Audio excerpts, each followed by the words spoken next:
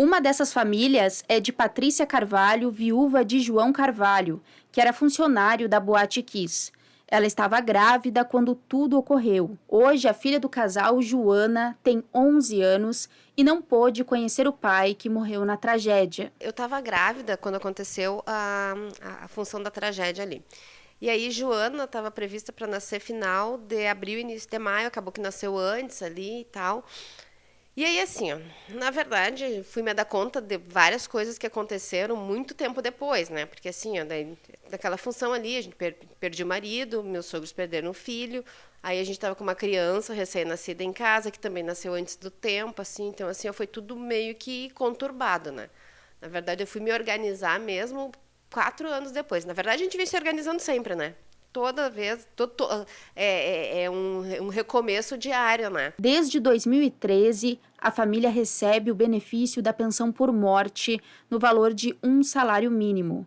Patrícia ganhou na justiça a ação indenizatória de acidente de trabalho que resultou na morte do marido. O valor hoje é cotado em cerca de 2,5 milhões de reais, mas o pagamento nunca foi feito. Acho que as verbas trabalhistas nós recebemos todas elas direitinho.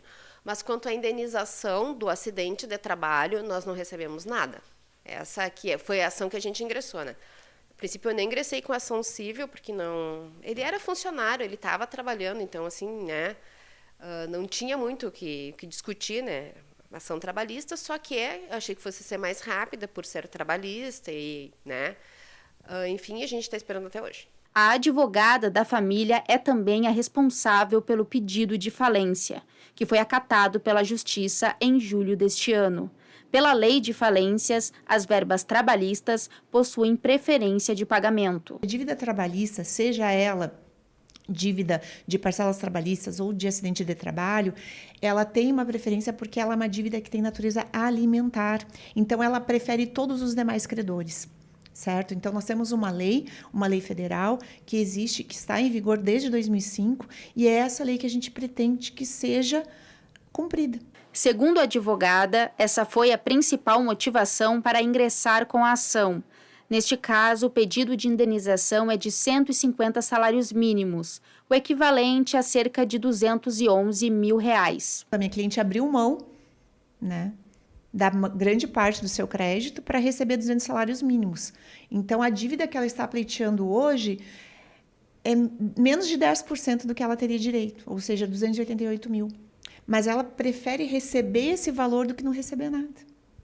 Ela está sobrevivendo hoje apenas com a sua remuneração, que não é muito, e um salário mínimo, que é a pensão por morte deixada pelo falecido marido. O processo de falência está sob responsabilidade da Catalise Administradora Judicial de Porto Alegre, que tem como função fazer o levantamento dos bens, das dívidas e encaminhar os pagamentos das indenizações para quem tem direito.